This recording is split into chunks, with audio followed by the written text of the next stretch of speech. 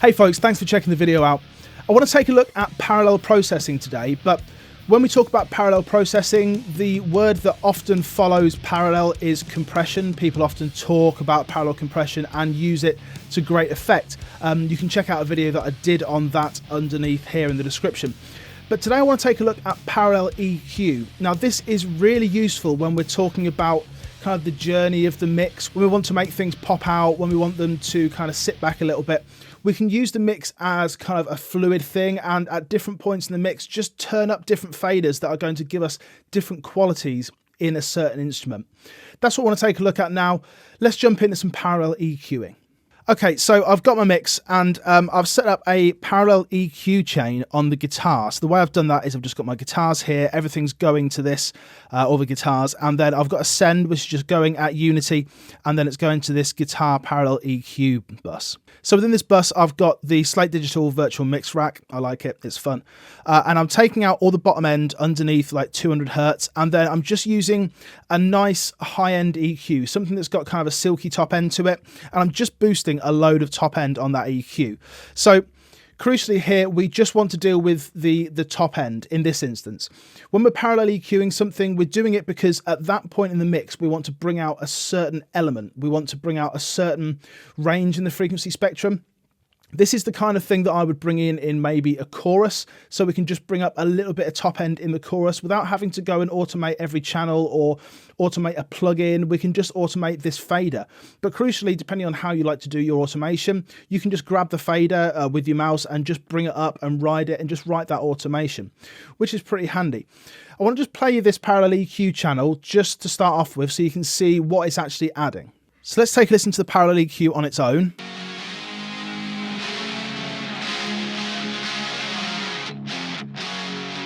So it's a kind of fairly crunchy thing.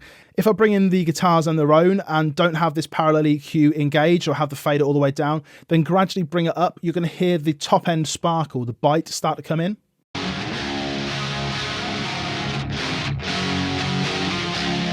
There it is, look. So without it, that's muted. Without it, it just adds a kind of sheen over the top. Now, what we don't want to do is just have this on all the time, because there's no point in having it on all the time. We might as well just EQ the guitar tracks. What we want to do is bring this up in the choruses. So I'm just going to go to my chorus section now, and I can kind of just play this as an instrument. So if I go to touch automation, and then I'm just going to bring this all the way down to start off with. And as I come into the chorus, I'm just going to bring it up to a kind of decent level, and then just bring it up and down as the track kind of moves, and just be a little bit creative with it. So let me tell you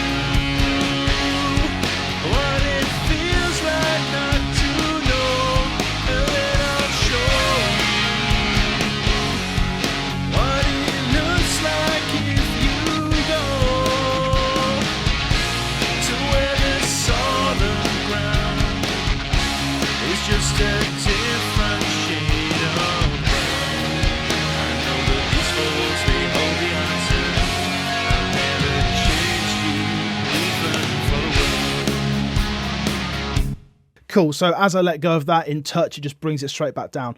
What we can do though is, as you'll see, the points that I've got here, we've got them, they're kind of a little bit sporadic and all over the place. We can then grab hold of them and bring them up, bring them down as we need to.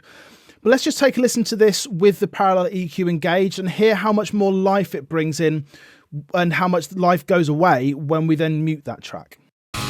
So let me tell you what it feels So without it, like not to know, and then I'll show you what it looks like if you go to where the solid ground. so because you've got it on a bus, you can just automate it up and down, bring it in, bring it out as you see fit. It doesn't have to be a chorus, it could be a verse, it could be an intro section, whatever it is.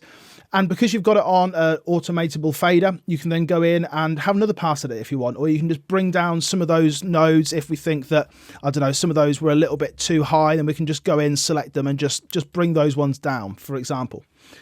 So that's how we can use it on a guitar. But what about in drums? Well, it's the same kind of thing, but let's take a look at some mid-range stuff, see if we can get a little bit more bite out of the drums in the verse. So I've got a similar thing here. I've got my drum bus, and then coming off a send from that, I've got my drum parallel EQ.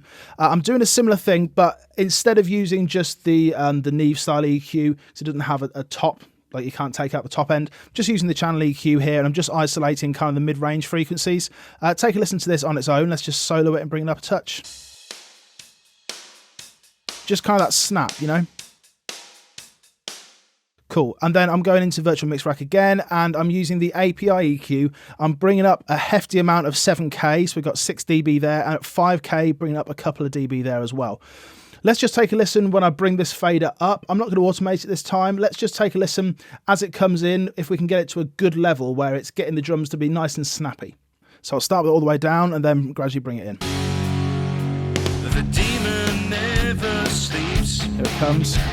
But positive I try to keep. Just there. Let's get rid of it. Lately I have learned to love you so.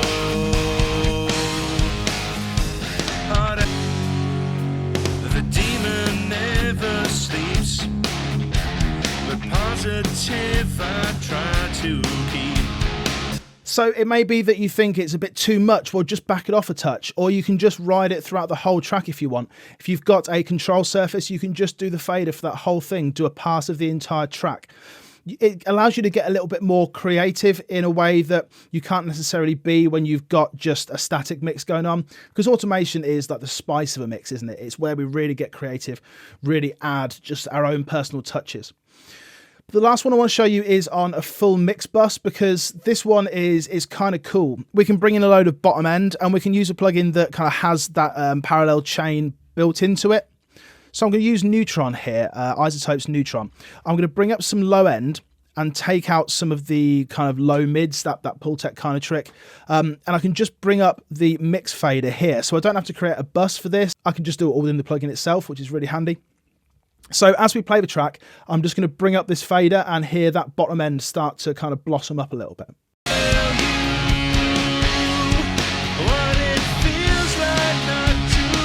Feel it in the kick. Without it.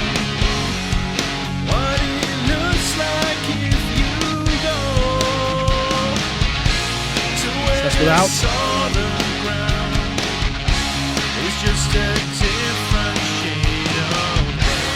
And again, that's something that you can ride up or ride down as you wish. Clearly, having it in a plugin means that you have to go in and automate the actual plugin parameters themselves, which kind of loses the beauty of just having it on a fader.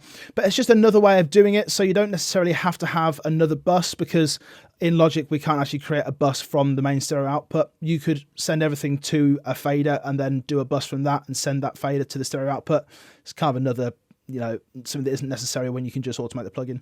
But there's 3 different ways there. You can use parallel EQ. You can use it as kind of a low-end boost when a chorus hits on the main stereo output. You can use it as a bit of a sweetener, a bit of top end, maybe in the cymbals when the chorus hits.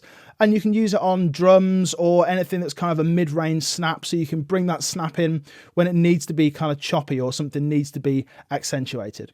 I like it, I think it's useful, and it really allows you to be creative with your mix and make sure it's not just static. You can really go with the flow of the mix, move faders up and down, and start to really see the mix kind of shape. I hope it's been useful for you. Try it out and let me know what you think. I'll see you again soon. Take care.